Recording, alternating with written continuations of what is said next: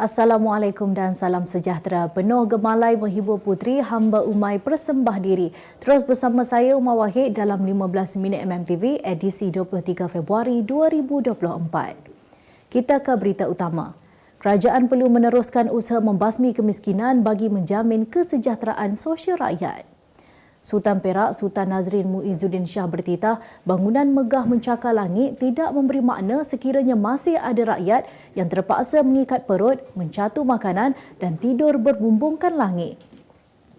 Baginda bertitah selagi ada rakyat yang miskin, usaha membasmi kemiskinan wajib diteruskan bagi menjamin kesejahteraan sosial rakyat.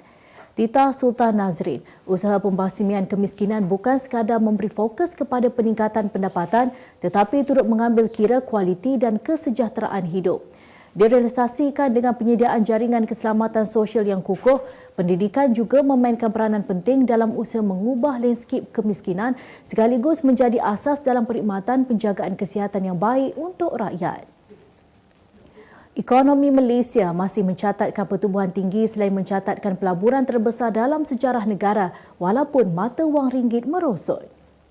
Perdana Menteri Datuk Seri Anwar Ibrahim berkata situasi sekarang tidak sama seperti krisis ekonomi 1998 yang ketika itu menyaksikan kenaikan inflasi dan kemerosotan jumlah pelaburan.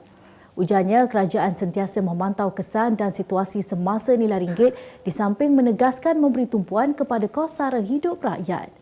Beliau mengulas berhubung situasi nilai ringgit yang berterusan menyusut meletakkan hampir ke paras terendah yang direkodkan pada 1998 semasa krisis kewangan Asia.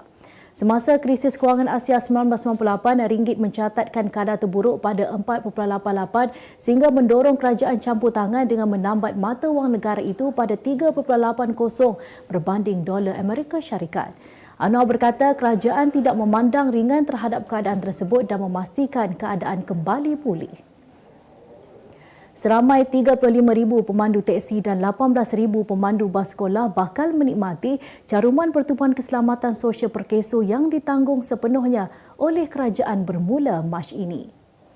Menteri Pengangkutan Anthony Loke berkata kerajaan akan menanggung sepenuhnya caruman itu di mana 90 caruman dibiayai Kementerian Kewangan manakala baki 10% ditanggung oleh Kementerian Pengangkutan bagi tempoh setahun. Ujarnya Kementerian Kewangan menyediakan peruntukan sebanyak 100 juta ringgit kepada Perkeso untuk mencarum sehingga 90% bagi pemandu teksi, e-hailing, p-hailing dan sebagainya.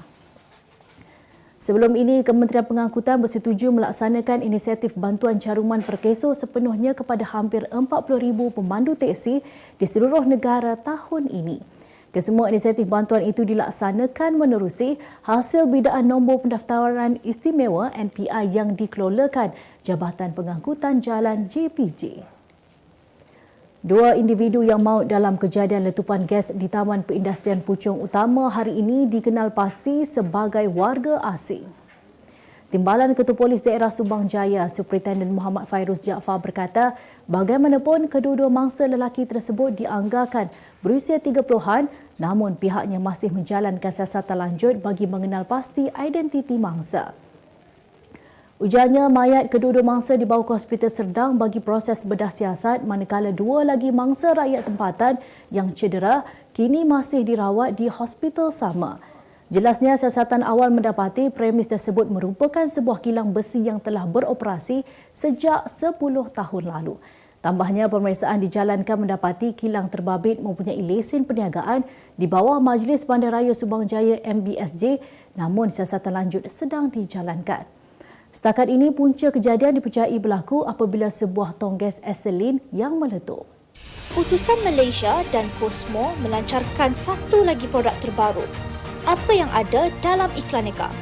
Ia adalah platform yang tepat dan efektif untuk mengiklan antaranya pelbagai jenis notis, cautan kosong, hartanah, tender, kenderaan, mencari wali atau waris dan pelbagai lagi. Apa yang anda cari? Semuanya ada di sini. 2 dalam 1. Layari iklaneka.utusan.com.my. Kita kembali lagi. Polis mengesahkan lelaki yang meninggal dunia akibat dipukul pada Selasa lalu positif 2 jenis dadah. Ketua Polis Selangor, Datuk Husin Omahan berkata, mangsa berusia 42 tahun itu didapati positif dadah jenis metafetamin dan ganja. Sementara itu, menurutnya, semakan juga mendapati mangsa mempunyai 10 rekod berkaitan dadah selain dikendaki atas kesalahan sama. Jelas beliau ketika kejadian mangsa dikatakan melanggar 2 kenderaan lain sebelum ditemukan meninggal dunia dipercayai akibat dipukul. Susulan kejadian tersebut, 2 individu masing-masing berusia 22 dan 39 tahun telah ditahan di Kajang semalam untuk membantu siasatan. Tambahnya, polis masih menyiasat motif kejadian dan hasil bedah siasat mendapati tiada kecederaan ketara pada mangsa yang menyebabkan kematian. Kes disiasat di bawah Seksyen 302 Kanun Keseksaan dan Bahagian Trafik turut membuka siasatan di bawah Seksyen 41 Akta Pengangkutan Jalan 1987. Disangka mu'alaf, pelakon senior Kenji Sawahi mendedahkan dirinya masih dalam fasa mengenali dan mempelajari agama Islam sejak 5 tahun lalu. Ujar aktor berusia 61 tahun itu, dia banyak bertanya berkenaan keindahan Islam dengan kawan rapatnya yang diperkenalkan sebagai Pak Haji.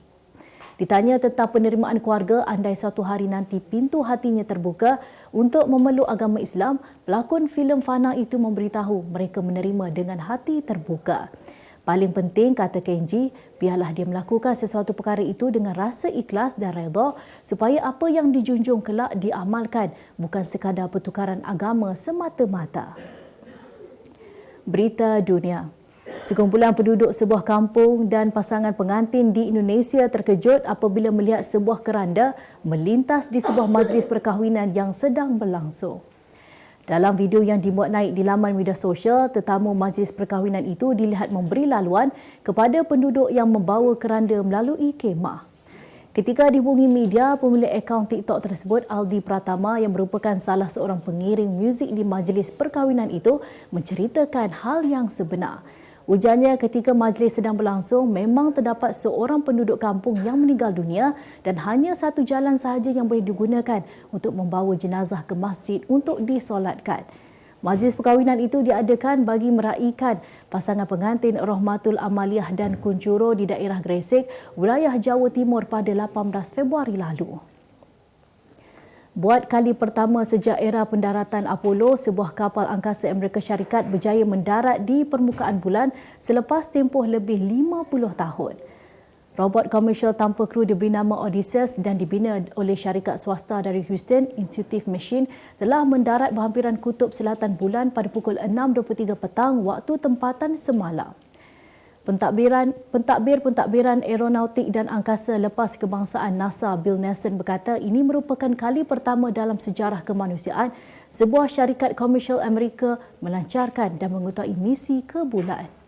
Odysseus berjaya mendarat meskipun pengawal penerbangan terpaksa beralih kepada sistem pendaratan eksperimen dan mengambil masa beberapa minit untuk menyambung semula hubungan radio dengan robot itu selepas ia berhenti.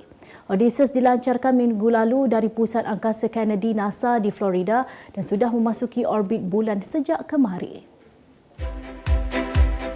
Kemas kini pengetahuan anda tentang isu ekonomi dan pasaran. Merangkumi sektor hartanah, perniagaan, keuangan, komoditi, IKS, halal niaga dan dunia korporat. Sentiasa ikuti perkembangan ekonomi semasa di dalam dan luar negara. Semua informasi terkini hanya di hujung jari. Dapatkan edisi ringgit setiap Isnin hanya di Akhbar Utusan Malaysia.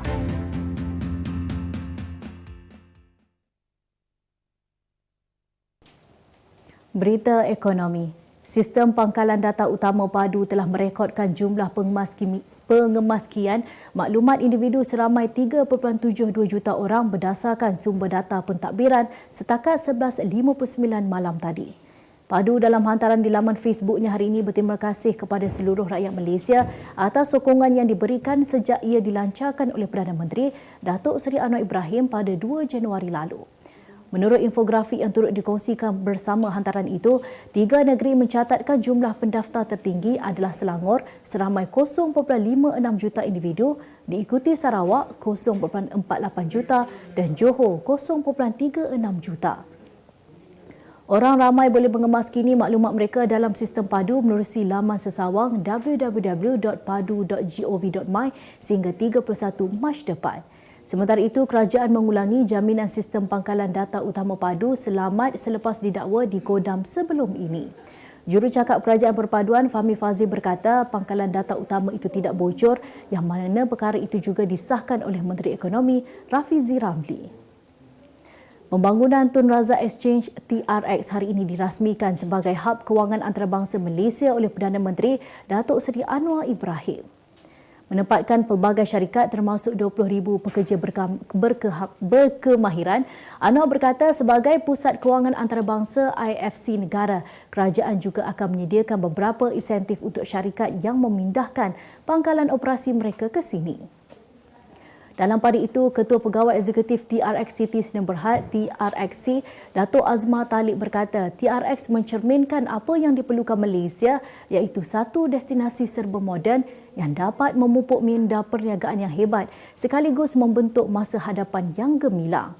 Ujarnya kejayaan ini tidak akan menjadi kenyataan tanpa sokongan kerajaan, pelabur dan komuniti TRX yang terdiri daripada syarikat-syarikat blue chip global dan tempatan. Sementara itu, TRX dimiliki sepenuhnya oleh Kementerian Kewangan Malaysia. Antara pelabur utamanya adalah kumpulan Lendlease dari Australia, kumpulan Mulia dari Indonesia, HSBC Malaysia, Affin Bank, Core Precious Development Sdn Bhd, Veolia, kumpulan IJM dan Prudential Malaysia. Berita sukan. Pemain persorangan lelaki negara Eng Zeng Yong menerima suntikan hari ini bagi meredakan kesakitan tulang belakang akibat kecederaan yang dialaminya. Pengarah Kejuruhlatihan Akademi Badminton Malaysia ABM, Reksi Mainaki berkata Zeng Yong menerima rawatan di Institut Sukan Negara Bukit Jalil bagi membantu pemain itu beraksi pada dua kejohanan di Eropah iaitu terbuka Perancis dari 5 hingga 10 Mac diikuti All England pada 12 hingga 17 Mac ini. Pemain ranking ke-16 dunia itu dijadualkan membuka kempen di Perancis dengan bertemu wakil Taiwan, Su Li Yang, manakala pada All England dia akan berdepan pemain India, Lakshya Sen pada pusingan pertama. Pada masa yang sama, Reksi turut mengakui pemain dari Johor itu jelas kecewa dengan situasi yang dihadapinya kini memandangkan dia sedang memburu slot kesukan Olimpik 2024 di Paris pada 26 Julai hingga 11 Ogos ini. Pemain berusia 23 tahun itu kini berada di tempat ke-15 dalam ranking Race to Paris dengan mengumpul 58,735 mata. Pemain sayap sensasi Harimau Malaya Faisal Halim jauh meninggalkan pemain-pemain lain dalam undian bagi anugerah jaringan terbaik Tamasya Piala Asia 2023. Gol Faisal pada minit ke-51 ketika menentang Korea Selatan dalam aksi terakhir kumpulan E berentap sebagai calon bersama 7 lagi pesaing lain.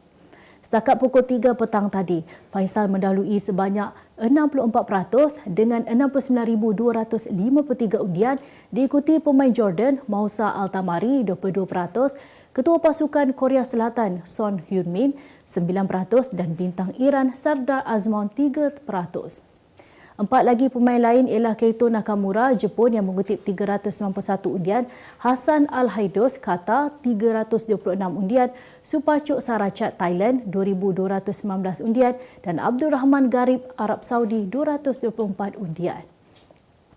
Untuk rekod, sebanyak 132 gol dijaringkan dalam 51 perlawanan ketika Piala Asia berlangsung pada nisbah 2.59 dalam setiap perlawanan. Sebagai penutup 15 minit MMTV hari ini, saksikan laporan cuaca esok Sabtu 24 Februari 2024. Jangan lupa dapatkan akhbar utusan Malaysia dan Kosmo untuk berita-berita terkini dan menyeluruh. Sekian sahaja daripada saya Mawahid. Assalamualaikum dan selamat berhujung minggu.